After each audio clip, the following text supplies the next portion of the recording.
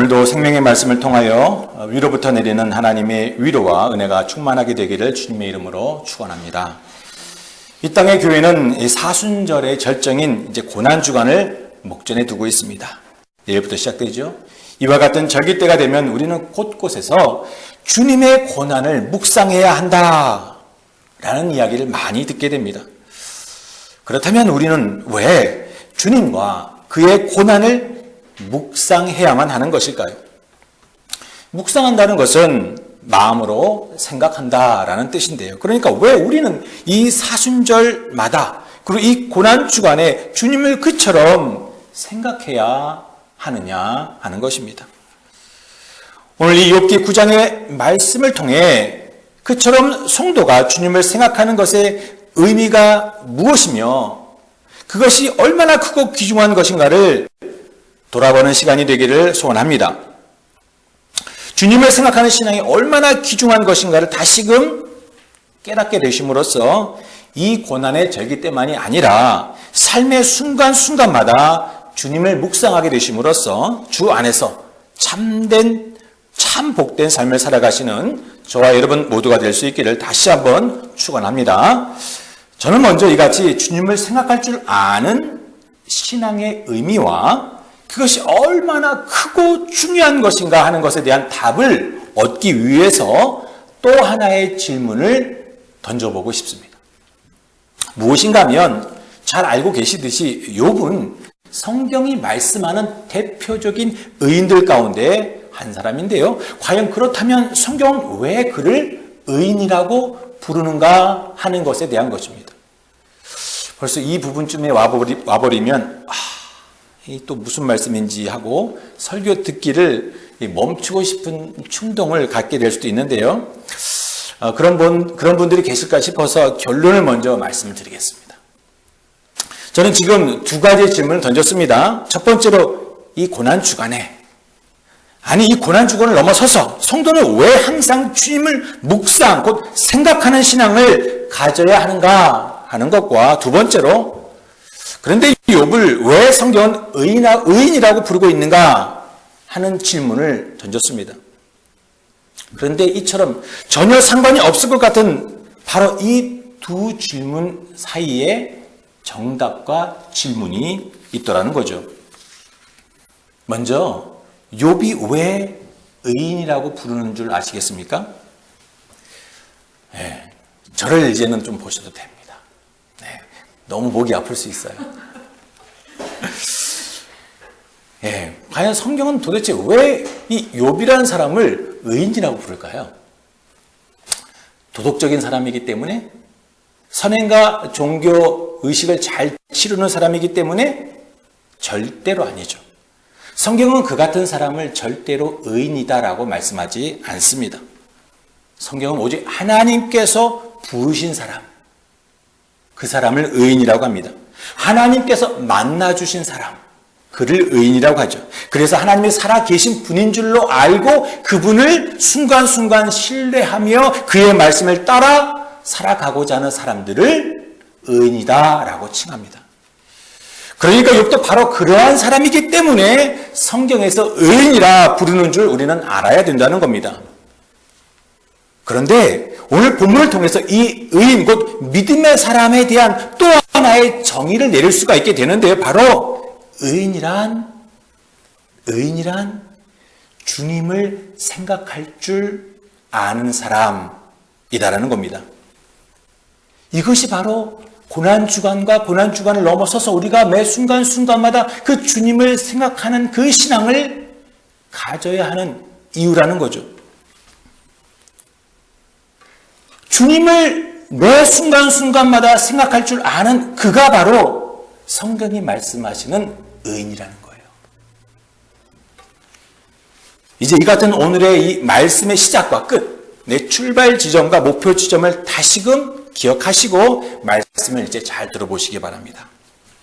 다시 말씀드리지만 우리는 본문을 통해서 주님을 생각하는 신앙이 얼마나 중요한가 하는 것을 확인하게 될 거라는 거예요.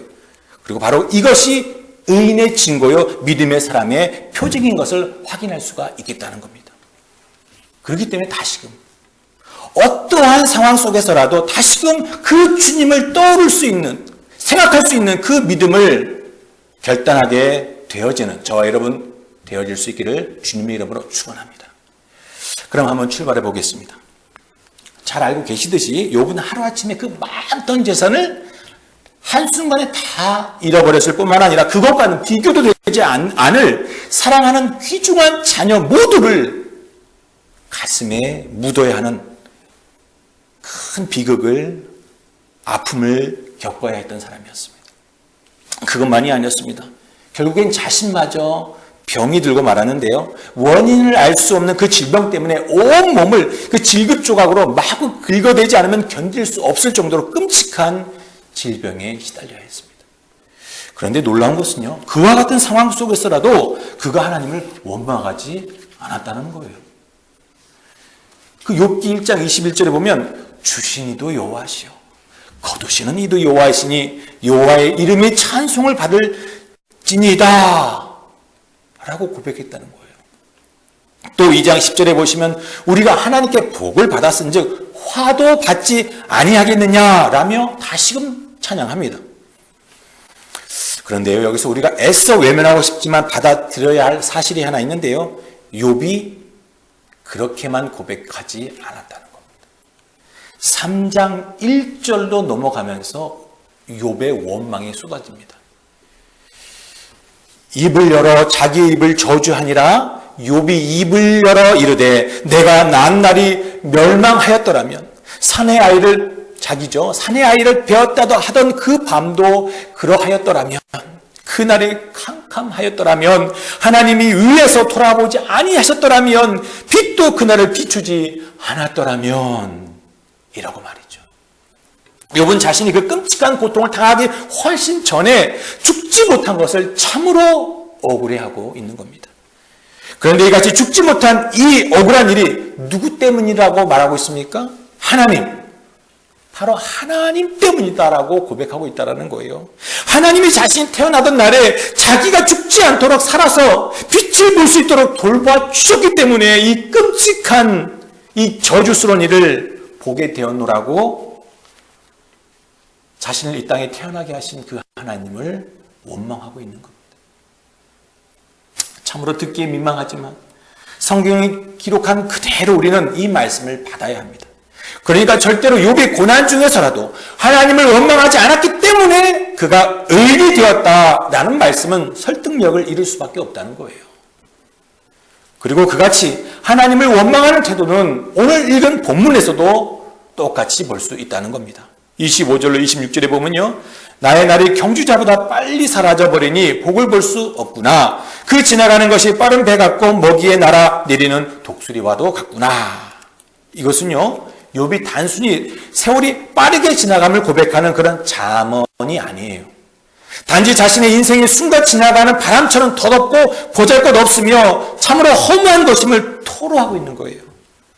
이것은 앞에서와 같이 왜 하나님께서는 자신을 그같이 무의미한 존재가 되게 하셨냐라고 하며 지금 하나님께 원망을 쏟아내고 있는 겁니다. 그렇기 때문에 우리는 그가 고난 중에 불만을 하지 않았기 때문에 그를 성경이 의인이다라고 말씀하는 것으로 볼 수가 없다라는 겁니다. 그런데도 하나님께서는 그를 자꾸만 의인이요 온전한 자로 부르고 있다라는 거죠. 믿음의 사람으로 인정하고 있다라는 거예요. 도대체 왜 그가 그런 의인의 칭호를 들을 수 있었을까요? 그처럼 생애를 저주하고 하나님을 원망하는 듯한 발언을 서슴없이 했던 그가 왜 의인이 되느냐 하는 것입니다. 이 같은 이유 때문이에요. 이런 이유 때문이에요. 물론 욥이 그처럼 하나님의 이름을 부르되 그처럼 원망과 불만이 섞인 마음으로 찾고 있는 것은 사실입니다. 그런데 말입니다. 욥이 그처럼 극심한 고통 속에 있을 때 불평하며 원망하는 불신앙적인 모습 그 이면에 그가 보인 또 하나의 모습이 있었다는 거예요. 뭔 줄 아시겠습니까? 하나님에 대한 생각이에요. 하나님이에요. 아주 집요하고 아주 끈질기게 하나님에 대하여 생각하고 있다는 겁니다. 28절로 31절을 보시기 바랍니다. 내 모든 고통을 두려워하오니 주께서 나를 죄 없다 여기지 아니하실 줄을 아나이다. 내가 정죄하심을 당할진대 어찌 헛되이 수고하리이까. 내가 눈 녹은 물로 몸을 씻고 잿물로 손을 깨끗하게 할지라도 주께서 나를 개천에 빠지게 하시리니 내 옷이라도 나를 싫어하리이다. 이 고백은요, 앞서 이 욥을, 자식을 잃은 이 욥을 조문하기 위해서 동료들이, 친구들이 나왔을 때 그처럼 욥이 갑자기 일어나서 자신의 생일을 저주하면서 하나님을 원망하게 되자 그들이 일제히 일어나서 욥을 막 공격하면서 공의하신 하나님께서 죄가 없는데 어떻게 너에게 이렇게 하실 수 있었겠느냐? 네가 알지 못하는 너의 죄, 숨은 죄가 있기 때문이 아니겠느냐? 아니면 너의 죽은 자식들에게 그 죄가 있기 때문이 아니겠느냐라고 그 질책한 것에 대해서 이 욥이 반박한 말씀들인데요. 그러니까 이 말씀은 그래, 너희 말대로 내가 죄가 많다 하자. 그래, 나 때문이다 하자. 이렇게 말하는 것 같지만 아니에요. 욥이 여기서 하려는 말은요, 하나님이 죄인이라고 하실 때, 너 죄인이야 라고 말씀하실 때 죄인이 안 될 수 있는 사람이 누가 있겠냐는 겁니다. 한마디로 자신이 아무리 깨끗한 삶을 살았다 할지라도 하나님 너 죄 있어 라고 하시면 그냥 죄 있는 자가 된다는 거예요. 그 거룩하시고 의로우신 하나님께서 정죄하실 때 그것을 피할 수 있는 자가 아무도 없다라는 겁니다. 아무리 자기 자신을 변화한다 해도 그것은 헛수고에 지나지 않을 뿐이라는 거죠. 하나님께서 정죄하실 때 정죄를 당하지 않을 자 누가 있겠느냐라는 이 말은 그래서 자신이 이처럼 정죄를 당한 것이 맞다면 맞을 것이다. 그런데 정말로 자신이 이 정도까지 벌을 받을 만큼의 죄였겠느냐? 이 말을 하고 있는 거예요. 모든 재산을 다 잃고 자녀들 다 죽어나가고 내 몸은 죽고 싶을 만큼 이 질고로 말미암아 고통스러운 이 형벌이 정말 내게 적당한 것이냐, 합당한 것이겠느냐라고 항변하고 있다는 거예요. 역시도 하나님을 찬양하는 게 아니라 그 공의하시다는 하나님 앞에 불평을 쏟아놓고 있는 거예요.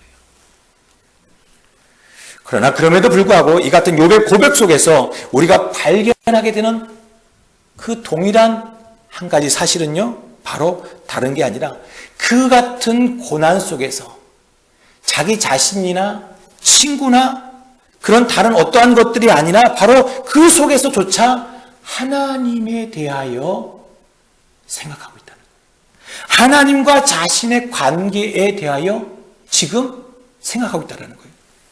왜 자신에게 이같이 하셨는지, 왜 내게 이러시는 거예요? 라고 그렇게 진정한 이유가 무엇인지 묻고 있다는 겁니다. 왜요? 그 이유를 알려주시기만 한다면 이 정죄 달게 받겠습니다. 라는 고백인 거죠. 하나님, 내게 좀 말씀해 주세요. 직접 말씀해 주세요. 라는 고백인 것입니다. 그러니까 그는 하나님을 정령 살아계신 분으로 자신과 대화할 수 있는 그런 인격적인 분으로 바라보고 있더라는 겁니다. 바로 이거예요. 이것이 바로 그를 당대의 의인이요 온전한 자라 일컬음을 받게 한 믿음의 모습이었다는 것입니다. 우리가 앞에서 확인하고자 했던 것이 바로 이거예요. 놓치면 안 되는 것 또한 이겁니다. 그처럼 답답하고 절박한 순간에 누구를 생각하고 있고 누구를 부르고 있는가 하는 것, 이것이죠. 욥이 그 같은 순간이라도 잊지 않고 기억하고 있는 것은 다름 아닌 하나님, 그분이었습니다. 그는 자신의 생각에 이 고통스러운 현실만을 채워넣지 않았습니다. 자기 자신의 생각에 빠져있지도 않았습니다. 그렇습니다. 지난날 욥이 부유하고 모든 것이 형통할 때라도 그는 하나님에 대한 생각을 결단코 잊지 않았던 사람이었습니다. 자녀의 생일에 잔치를 벌이고 행복하고 그 기쁜 순간에라도 혹시 부지불식간에 하나님 앞에 혹여 죄를 짓지 아니하였을까 하여 하나님 앞에 나아가 속죄의 제사를 드렸던 사람이었습니다. 뿐만 아니라 이와 같이 극심한 고통을 순간 속에서라도 그는 하나님을 잊지 않고 있더라는 것입니다. 그는 하나님을 살아계신 하나님이요 인격적인 하나님으로 지금 대하고 있는 것입니다. 우리가 이것을 이 본문에서 계속적으로 확인할 수 있겠다는 겁니다. 욥이 사실 앞에서 하나님께서 정죄하실 때 죄 없는 사람이 없다라고 말했던 그 말에 그 밑바닥에 깔린 저희는 자신이 지은 죄가 이만큼의 벌을 받아야 할 만큼의 죄였는지 정말인지 받아들일 수 없다는 뜻으로 한 것이라고 했는데요. 그러기에 계속적으로 욥이 뭐라고 말하는지 32절에서 보시기 바랍니다. 하나님은 나처럼 사람이 아니신즉 내가 그에게 대답할 수 없으며 함께 들어가 재판을 할 수도 없고, 그러니까 정말이지 다시금 재판을 받아보고 싶은 심정이다라는 거죠. 욥이 당한 당시의 현실이 얼마나 절박하고 또 힘든 상황이었는가를 우리는 짐작해 볼 수 있는 것입니다. 그런데 우리가 여기서도 놓치면 안 되는 것이요, 바로 그 같은 상황 속에서라도 그는 그 하나님에 대한 생각을 절대로 놓치고 있지 않다라는 거예요. 하나님을 기억하고 있다는 겁니다. 욥의 고백을 계속 들어보시기 바랍니다. 33절로 34절인데요. 우리 사이에 손을 얹을 판결자도 없구나. 주께서 그의 막대기를 내게서 떠나게 하시고 그의 위엄이 나를 두렵게 하지 아니하시길 원하노라. 35절 그리하시면 내가 두려움 없이 말하리라. 나는 본래 그렇게 할 수 있는 자가 아니니라. 역시도 욥은요, 결코 열릴 수 없는 이 재판정일지라도 그래도 들어가서 재판관이신 하나님께 항변하고 싶은 자신의 마음을 지금 고백하고 있는 겁니다.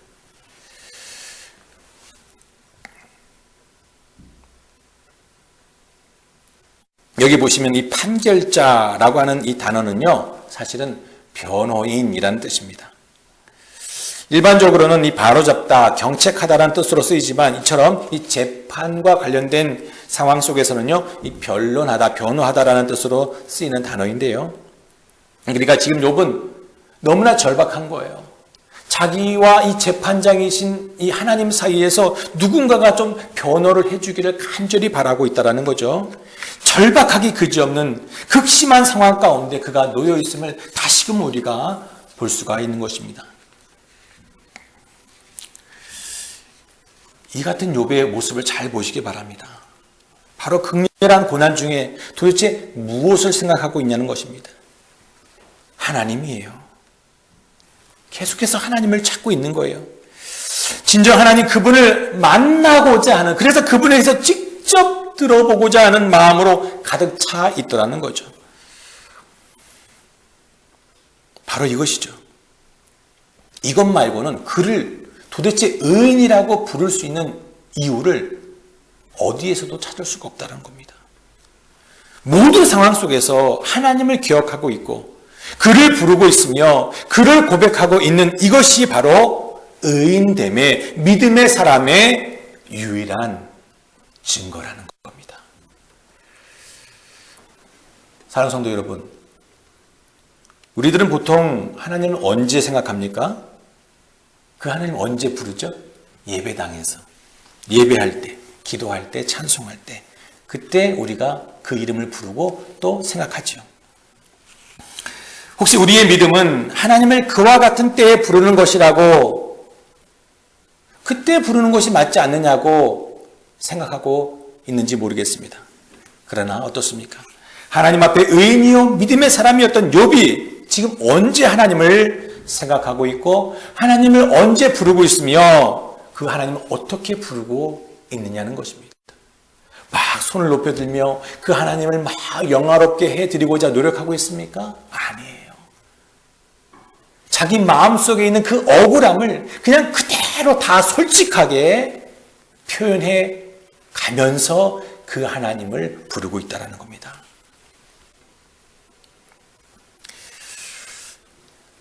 과연 여러분들은 정말 그와 같은 때에 하나님을 부르고 있는지, 그처럼 하나님을 부르고 있는지 모르겠습니다. 욥은요, 자신이 너무나 초라하게 느껴지고 정말 극심한 수치감에 떨어야 하는 그 순간에라도 너무나 원망스럽고 자기가 너무나 원망스럽고 너무나 미워지던 바로 그 순간에 하나님을 불렀다는 겁니다.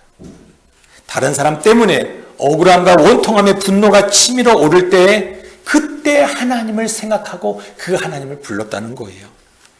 한번 돌아보시기 바랍니다. 우리가 진짜 언제 하나님을 생각하는지 말합니다. 언제 주님을 생각하냐는 겁니다. 정말 다른 아무것도 생각이 나지 않을 만큼 고통스러운 순간에 그때 하나님이 생각나느냐 하는 것입니다. 정말 끝났다라고 절망의 한숨이 저절로 나올 때 주님과 대화하고 있습니까? 주님을 부르십니까? 그때 주님을 생각하실 수 있길 바랍니다.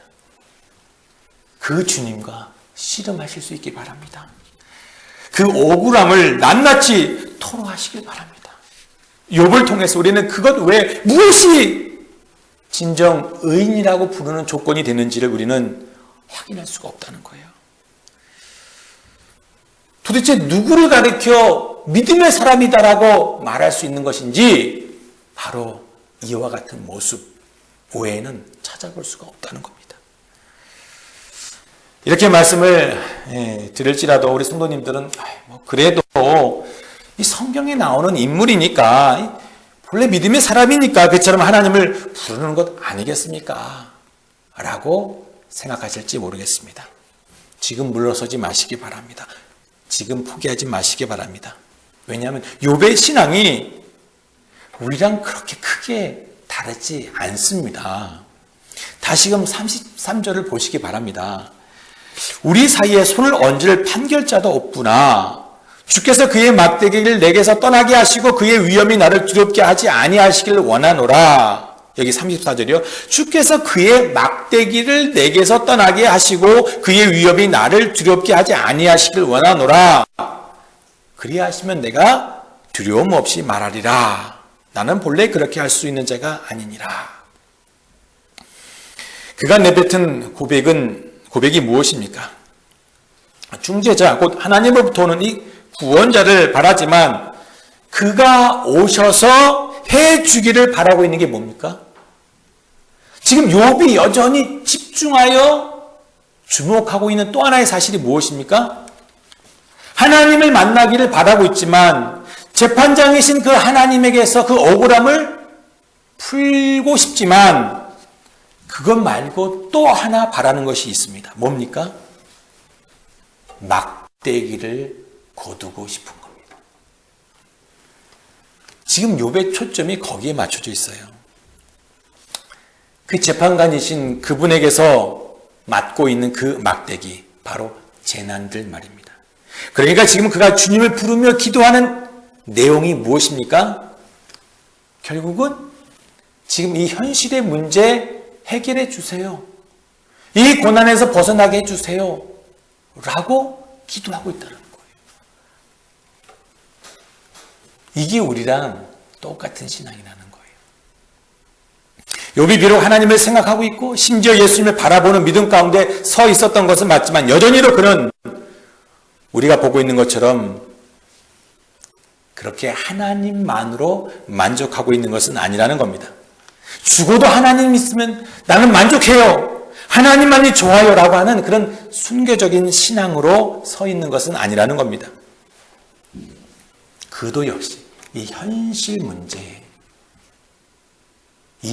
문제에 초점이 맞춰져 있다는 겁니다. 욥에게 있어 하나님이 어떤 하나님이라고요?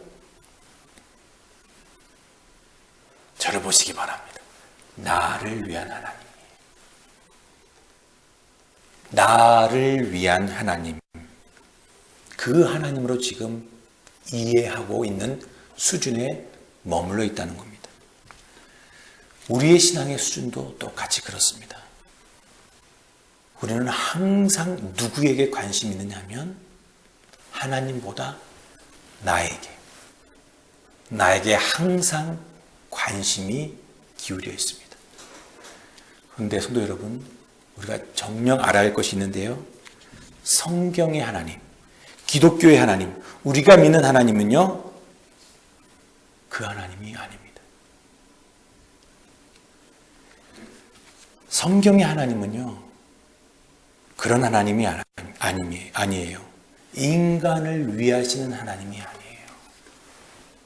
이걸 누가 듣는 순간 2단, 3단이 드디어 태어났구나 라고 할지 모르겠지만 아닙니다. 하나님에 대해서 오해하지 마시기 바랍니다.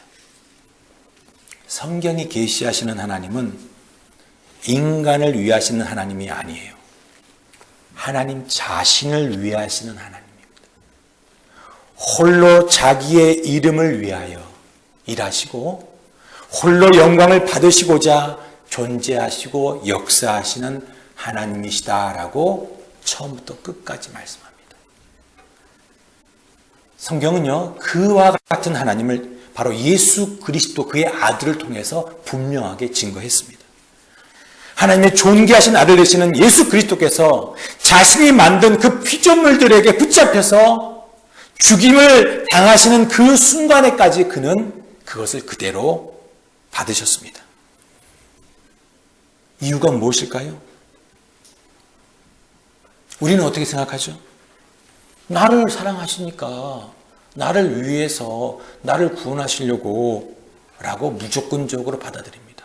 아주 자동 반사적으로 그렇게 생각합니다. 아니요. 그것이 먼저가 아니었습니다. 절대로 아니었습니다. 그것이 하나님 아버지의 뜻이었기 때문이었습니다. 하나님 아버지께서 원하시는 것이었기 때문이었습니다. 바로 저가 하나님을 사랑하셨기에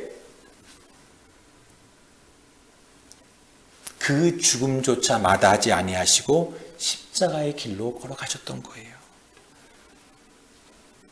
바로 주님께서 하나님이 어떠한 하나님이신가 하는 것을 지금 증거하고 있는 거예요. 이것이 바로 우리 예수님께서 갖고 계셨던 하나님에 대한 생각이었습니다. 하나님의 영광이 우리를 구원하는 그 일과는 비교가 안 될 만큼 매우 중요한 것임을 잊지 않았다는 겁니다. 같은 게 아니에요? 뭐 하나님의 영광이나 우리가 구원받으면 하나님 영광 받으시고 같은 거 아니에요? 같은 거 아닙니다. 하나님의 영광이 항상 먼저 있는 것입니다. 과연 우리가 그 하나님을 믿고 있는지 돌아봐야 한다는 겁니다.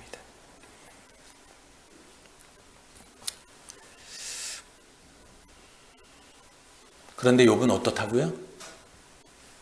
물론 고난 중에 하나님, 놀랍게도 그 하나님을 놓치지 않고 생각하고 있었던 것은 맞지만 여전히 그의 생각은 어디에 머물러 있다고요? 자기의 막대기, 자기의 문제에 머물러 있었다는 겁니다. 하나님의 형벌이 가혹하다고 지금 판단하고 있는 거죠. 하나님을 나를 위한 하나님으로 지금 바라보고 있다는 겁니다. 이 일을 통하여서 하나님께서 영광 받으시기를 바라보는 것이 아니라 나를 위한 하나님으로 지금 바라보고 있다는 겁니다. 물론 욥이 끝까지 그렇게 하나님을 바라봤던 거 아닙니다. 마지막에 하나님께서 나타내시어 그에게 말씀하시는 가운데 욥은 깨닫게 됩니다. 하나님이 나타나셨거든요. 욥이 그때 깨닫게 됩니다. 그때 그가 막대기를 그러면 하나님 어서 오세요. 이 막대기 좀 걷어주세요. 이제 이 문제에서 나를 좀 살려주세요. 라고 기도하지 않았어요. 마지막 장에 가서 그가 뭐라고 고백한 줄 아십니까? 욥 42장 6절에 보면요. 그러므로 42장 6절인데요. 그러므로 내가 스스로 거두어 드리고 티끌과 재 가운데에서 회개하나이다. 뭘 잘못했어요? 욥이 재난 당한 것밖에 없는데 그런데 그 하나님 앞에서 도리어 회개를 합니다. 이것이 그의 최종적인 믿음이었습니다. 물론 그가 스스로 그 믿음 가운데 도달했던 것 아니죠. 하나님이 나타나시는 은혜로 말미암아 그렇게 된 것이었습니다. 그러한 온전한 신앙의 고백을 하기까지 시행착오를 그는 겪었던 겁니다. 그렇기 때문에 오늘 우리도 멈추지 말아야 됩니다. 하나님에 대한 생각은 저 믿음 있는 사람들이 하는 것이지 라고 치부할 게 아니라는 거예요. 하나님을 생각하는 그 믿음에서 우리가 견고하게 서 있어야 된다는 것입니다. 우리가 그 훈련을 포기하지 말아야 한다는 것이에요. 사소한 것 같은 삶의 순간순간 속에서라도 비록 그 하나님을 생각하는 것이 나를 위한 것, 나의 문제를 해결하기 위한 것, 그 기초적인 수준에 머물러 있다 할지라도 끊임없이 생각할 수 있기를 바랍니다. 간절히 그를 만나고자 하시고 그와 대화하시기를 바라시기 바랍니다. 그러다 보면 하나님에 대한 생각은 이제 일상이 될 것입니다. 억울한 일이면 그 억울한 일 가운데 그 순간에 짜증나는 일이면 바로 그 짜증나는 그 일 그 순간에 하나님의 생각이 나야 된다는 거예요. 정말로 화가 치밀어 오르는 일이라면 바로 그 순간에 하나님을 생각하고 하나님과 대화하고 싶어하고 하나님을 부를 수 있어야 한다는 겁니다. 그 반대로 너무나 좋고 너무나 기뻐서 어쩔 수 없는 그 순간에라도 우리는 마땅히 하나님을 생각할 수 있어야 되겠죠. 우리가 맛있는 걸 먹을 때 우리 사랑하는 가족이 자연스럽게 떠오르는 것처럼 우리가 그 언제 어떠한 상황 속에서라도 그 주님이 자연스럽게 생각날 정도로 우리가 그 훈련을 받아야 된다는 거예요. 아주 재미나게 아주 너무나 재지게 놀지라도 그 속에서 주님이 생각나야 합니다. 할렐루야. 또한 정말 이것은 힘든 일이다라고 생각되겠지만 죄 가운데 머물러 있을 때라도 뭐라고요? 죄 가운데 머물러 있다 할지라도 그때 하나님에 대한 생각을 떠오를 수 있기만 하면 되는 거예요. 그러다가 어느 날 하나님의 그 넘치는 은혜를 입게 되는 날 우리도 그 욥처럼 우리 예수님처럼 그 하나님만으로 만족하며 그 하나님으로 즐거워하며 그 하나님께만 영광 올려드릴 수 있는 온전한 믿음을 소유하게 된다는 것입니다. 사랑하는 성도 여러분, 이제 다 끝났습니다. 하나님은요, 이처럼 고상한 자리, 기도하고 찬송할 수 있는 자리에서만 찾는 것 아닙니다. 그렇게 찾으라는 것은요, 사탄의 속삭임이에요.